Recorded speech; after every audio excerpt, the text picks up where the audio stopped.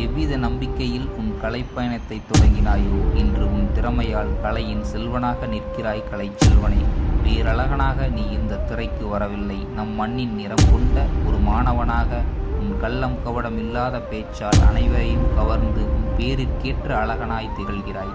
கோழி வளர்ப்பில் தோன்றிய உன் பயணம் இன்று அதை சமைத்து அனைவரின் நாவில் எச்சில் ஊறும் அளவிற்கு வளர்ந்து வந்தாய். கரண்டி பிடிக்க மட்டும்தான் தெரியுமோ இந்த கலைஞனுக்கு என்று எண்ணிய போது உன் விரல்கள் படைத்த ஓவிய படைப்பு வியக்க வைத்தது.